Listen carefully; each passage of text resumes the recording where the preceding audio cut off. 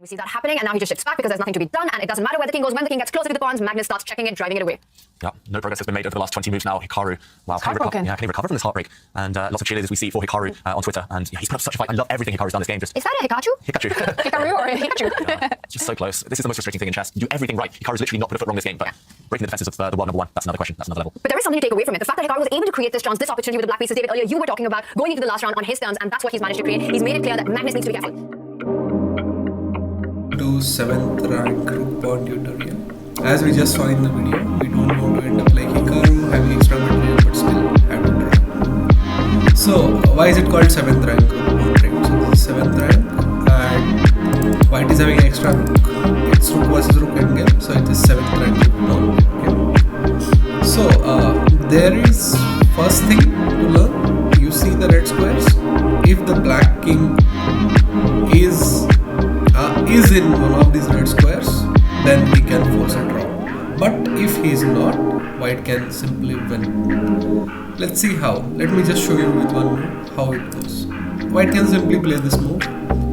Now black cannot capture the rook because he can check and just capture the rook back. So it's just a loss for black. And if he just moves away, let's say something like this, we just go away. He keeps checking, we can just go away closer to the pawn, and eventually we will be able to promote the pawn and win the game. So to remember, if black king is not in one of the squares I just showed, we can definitely win the game. Right. Now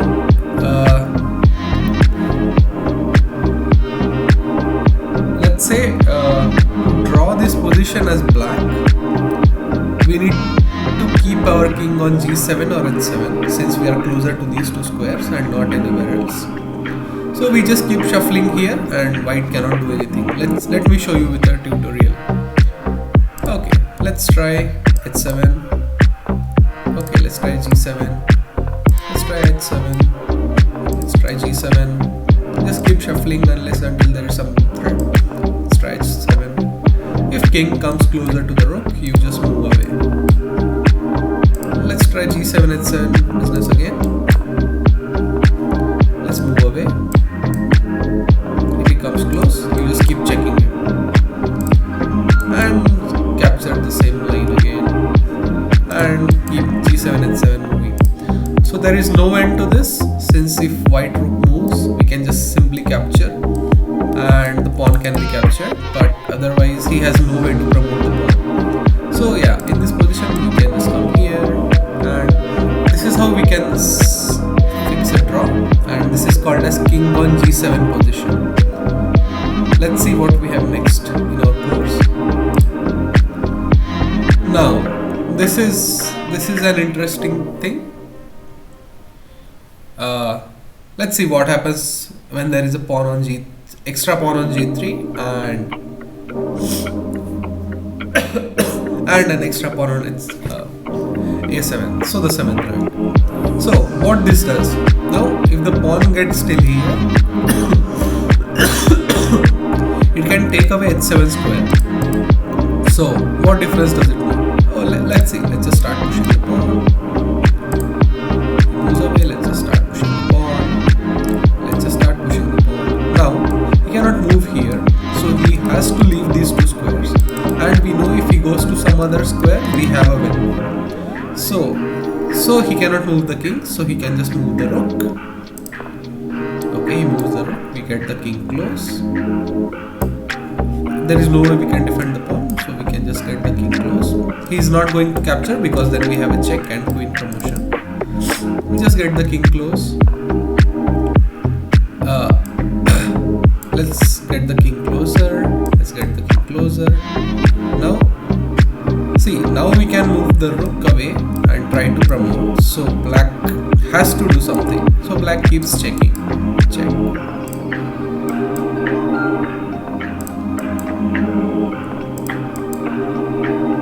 So we couldn't do anything, right? So it's a draw. So to remember, if we have a g pawn and king is in g g7 or h7, even though we have 2 extra pawns, black can force a draw. So that's it. Let's go to the next chapter. Right, so this is very important chapter. If we don't have any g pawn, if we have any pawns from, I think, B, C, D, E, F, we can force a win. Let's see how. Let's try to push the pawn. Let's try to push the pawn. Now, even if we give the check, he cannot capture because then we have rook check and we can just promote. So let's give a check. Now, it's a choice for black king. If he captures, we just give a check from rook and promote. If he goes here, we just keep pushing the pawn. Or if he goes here, we get the rook here. He cannot capture this pawn because there is this check and we capture back the rook. So it's a black's choice to make. Let's see what he can do. If he goes here, we can simply go here, and it's a lost position for black because he cannot capture the pawn. We can promote. He cannot capture this pawn because we can just give check and capture back the rook. So that's how we win. And from this point, it should be a piece of cake. So that's how it works in rook pawn endgames.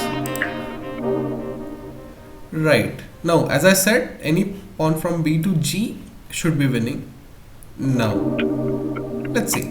Let's just move king towards it. Let's just push the pawn. Let's just get king out of the way. Let's just get king up. Let's just get the king here. Push the pawn. Let's just get the king here. Push the pawn.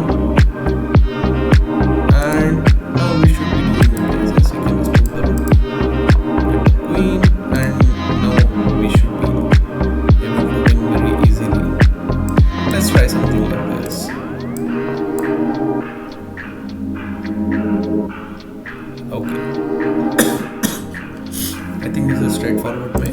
Let's try doing this.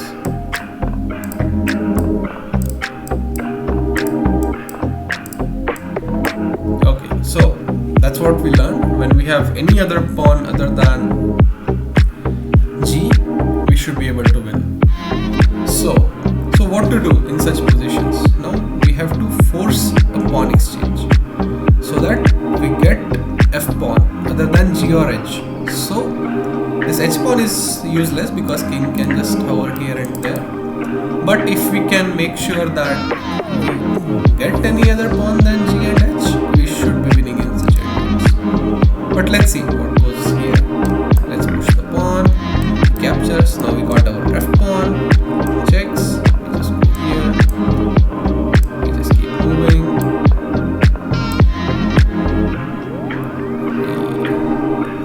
Let's come back. Just keep moving. Go up. Go up. Go up. And now we can simply give a check like this. Capture the rook. And we should be winning this match easily.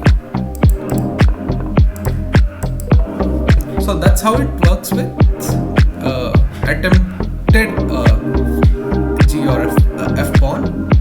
So now let's try. It's 2 versus 3, and let's try to force an F pawn, which we as of now know that it will be winning for us. Let's try this. Now it's a mistake since black captured the pawn. Let's just capture the pawn.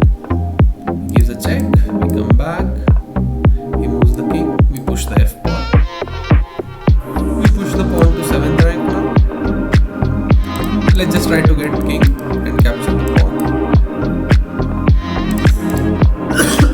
Remember, he just cannot go away because we can simply sacrifice the rook and promote the queen.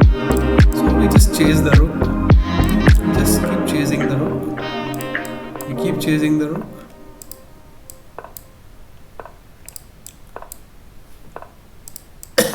We do it till we go near to the pawn. We capture the pawn and then force the F pawn. Gives the check. Now it's a zugzwang for him. If he comes here, there is direct checkmate.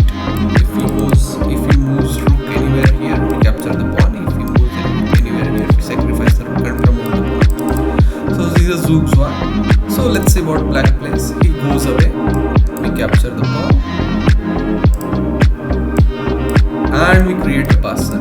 Simply get out of rook's check.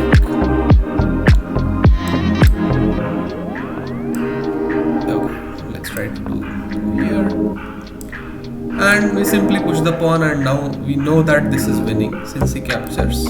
Give the rook check and promote. If he goes here, we put the rook here.